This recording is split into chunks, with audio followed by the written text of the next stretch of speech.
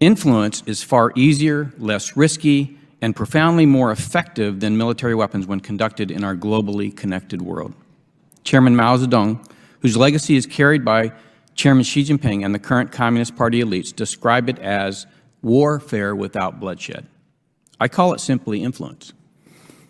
During my subsequent years of service, I devoted as much attention to studying influence as I had to traditional military tactics. This is far more familiar to the members of the People's Liberation Army, the armed political wing of the Chinese Communist Party.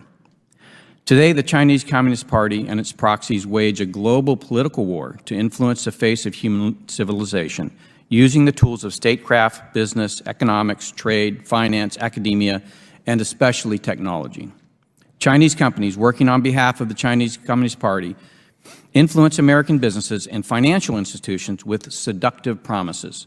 In turn, these American organizations influence our political process to ensure we maintain an economic connection to the party's influence, simultaneously eliminating manufacturing jobs for America's working class.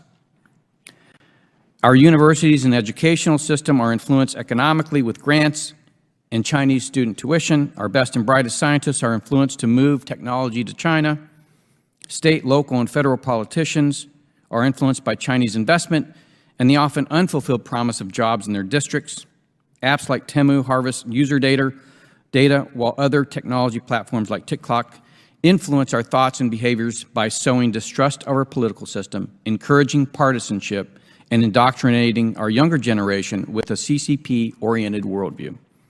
This is not by accident, but through a measured socio-political model developed after a thorough study of how the Soviet Union succumbed to Western liberalism during the First Cold War.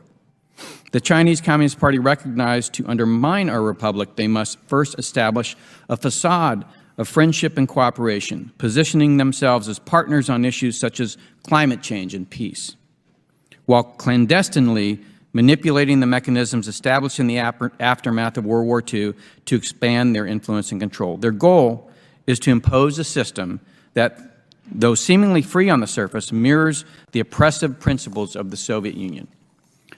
To free ourselves and the world from this tyranny, we must completely separate the institutions of the free world from the Chinese Communist Party influence, or we continue the slow disintegration of our republic.